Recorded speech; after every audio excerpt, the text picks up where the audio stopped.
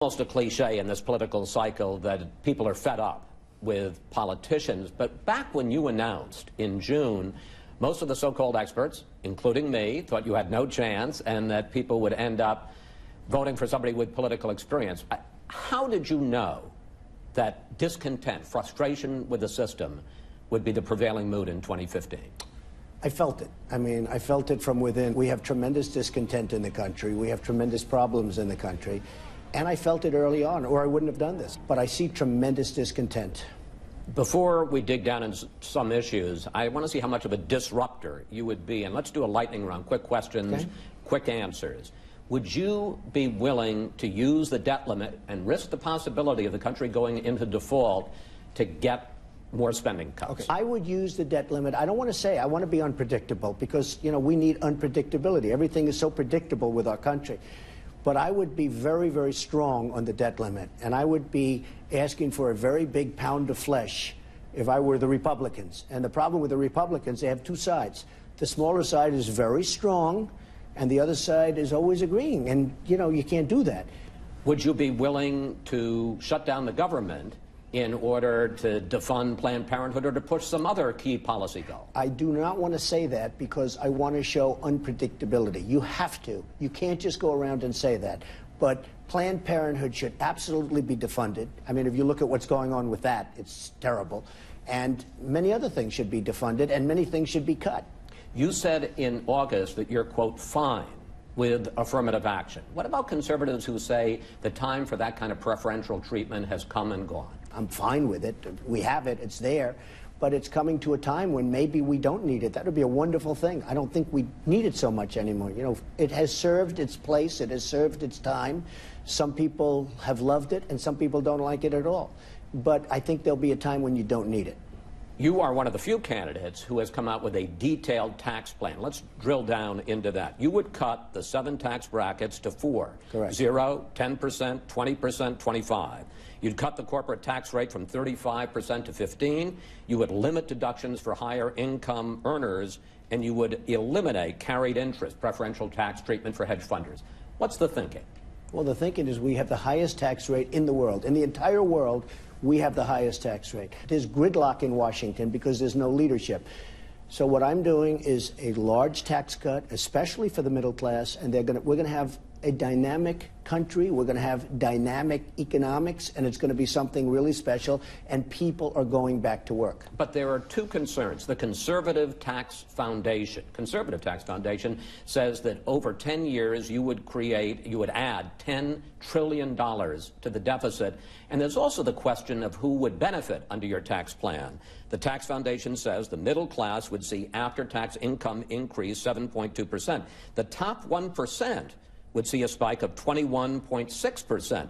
So between that and ending the estate tax, the Trump family and folks like you would make out great. The estate tax has been a disaster. First of all, it's double taxation. Some people could even say it's triple taxation. But how about the idea that you're going to blow a hole in the deficit and that the top 1% is going to make out a lot better? Well, they're going to make out better if the economy gets better. The economy is very sick. We're losing our jobs to China, to Japan, to every country. We're making horrible trade deals. We are losing jobs in this country. Hundreds and hundreds of thousands of jobs are being lost. And part of the reason is our taxes are so high in this country. I'm also cutting.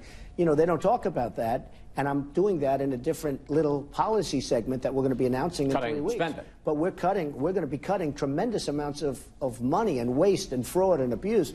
You know, they had a case. Would you cut departments? No, I'm not cutting services, but I'm cutting spending. But I may cut Department of Education. I believe Common Core is a very bad thing. I believe that we should be, educating our children from Iowa, from New Hampshire, from South Carolina, from California, from New York. I think that it should be local education. If you look at a Jeb Bush and some of these others, they want them to be educated by Washington, D.C. bureaucrats. So Department of Education is one. Environmental protection, what they do is a disgrace. Every week they come out with new regulations. They make it impossible. Who's going to protect the environment? We'll be fine with the environment. We can leave a little bit, but you can't destroy businesses. You brought up trade.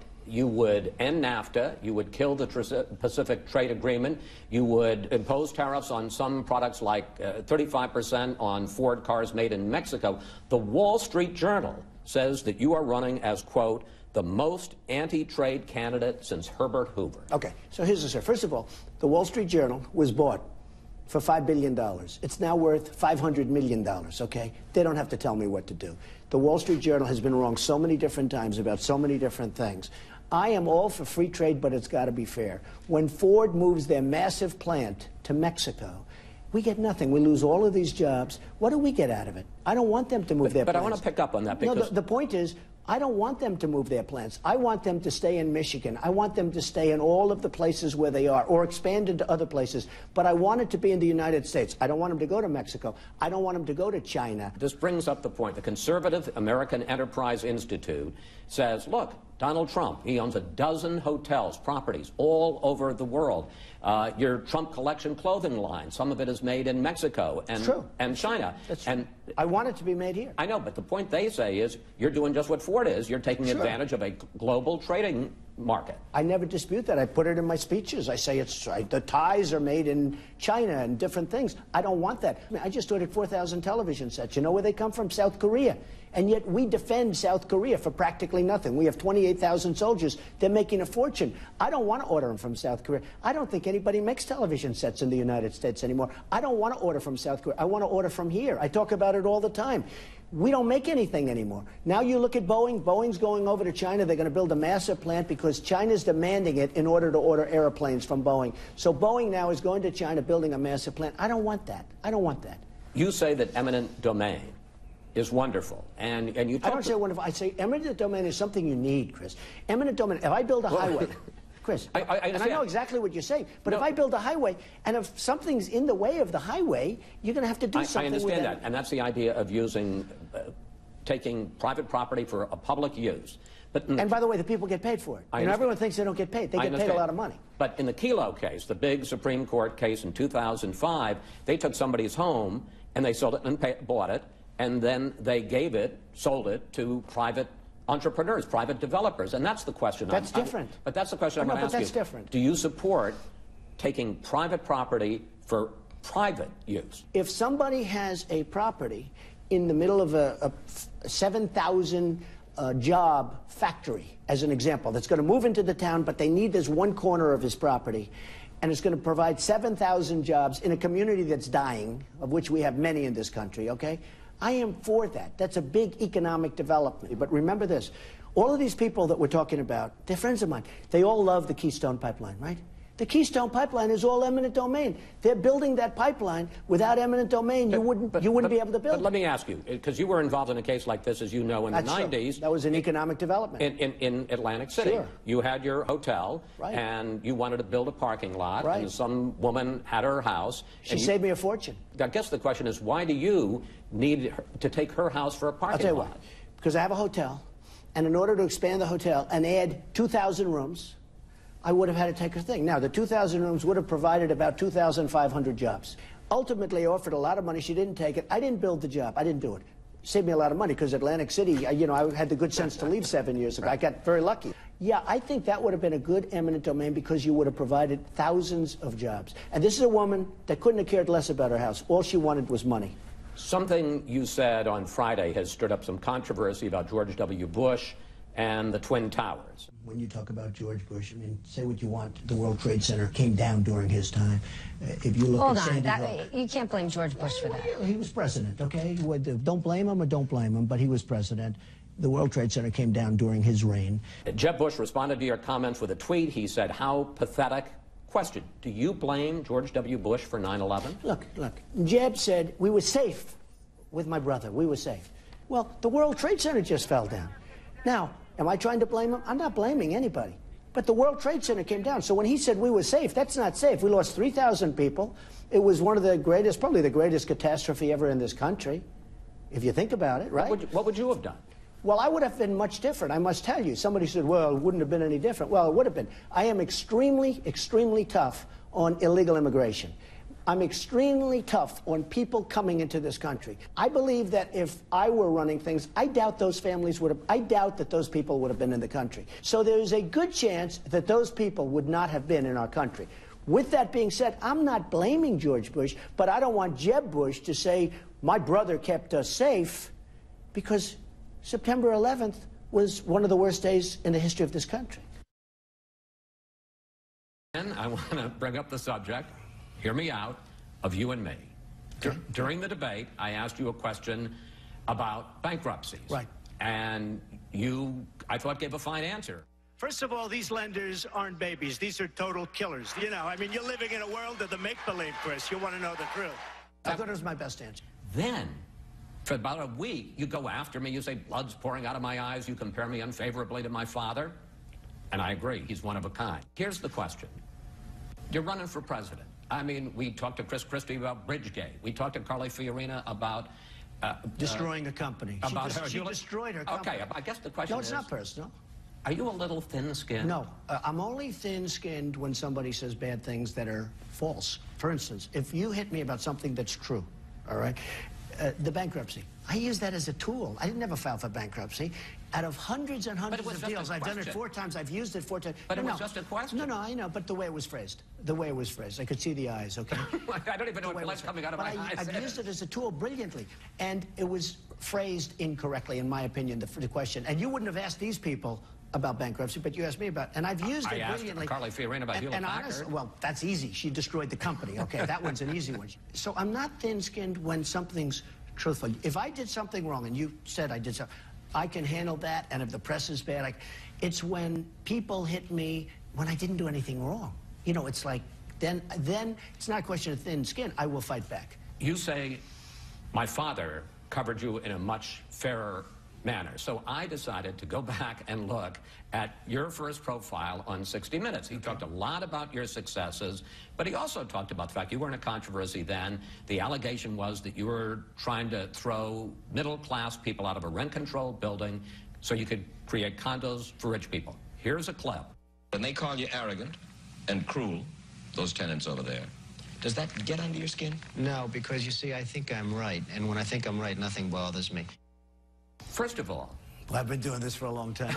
First of all, whatever happened to that nice, soft-spoken young man? I know.